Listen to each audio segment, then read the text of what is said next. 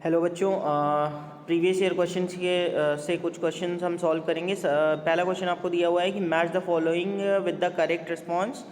यहाँ पे आपको फंक्शनल ग्रुप गिवन है, alcohol, aldehyde, ketone, haloalkane, और उनके फार्मूले गिवन है X, C H O, O H और C O.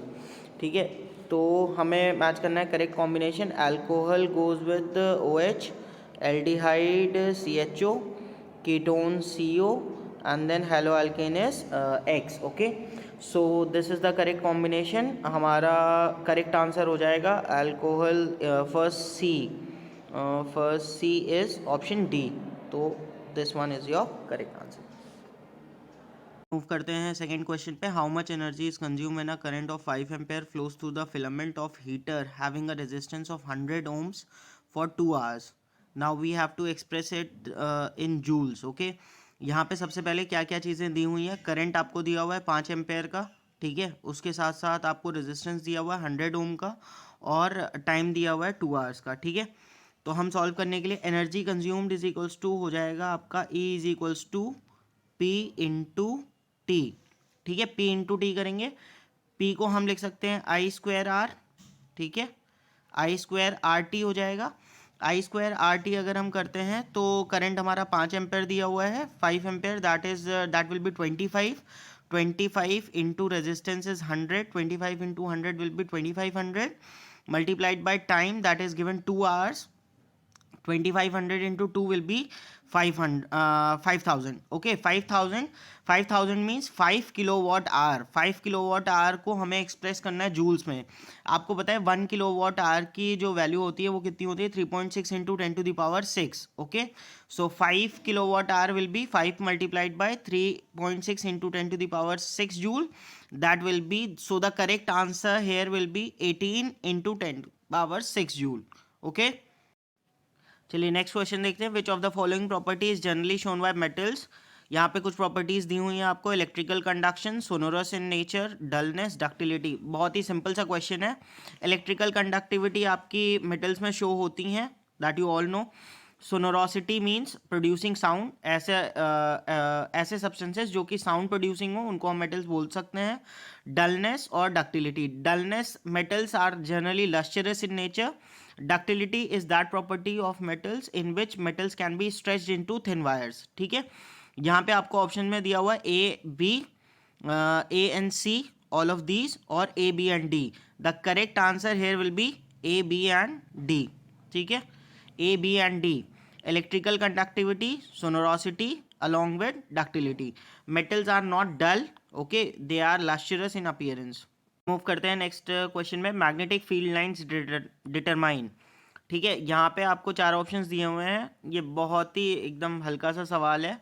Only the direction of magnetic field, both the direction and the relative strength of magnetic field, only the relative strength of the magnetic field, the shape of the magnetic field. अब magnetic field lines की अगर हम बात करें, ये आपको सबको पता है, मैग्नेटिक फील्ड लाइंस ओरिजिनेट होती हैं नॉर्थ पोल से और एंटर करती हैं साउथ पोल में। आउटसाइड द मैग्नेट जो मैग्नेटिक फील्ड होती है वो होती है north pole to south pole. Inside the magnet it is south pole to north pole.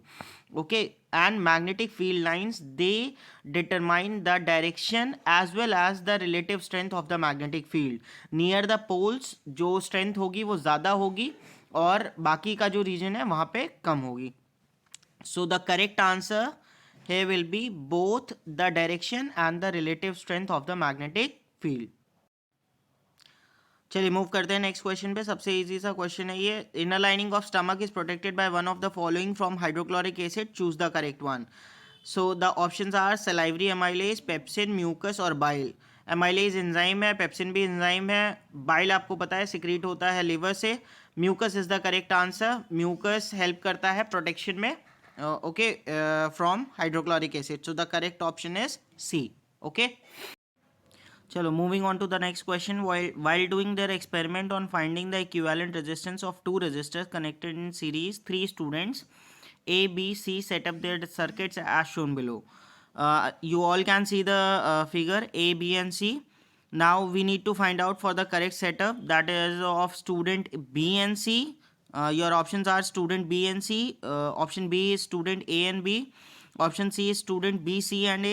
Option D is student C and A.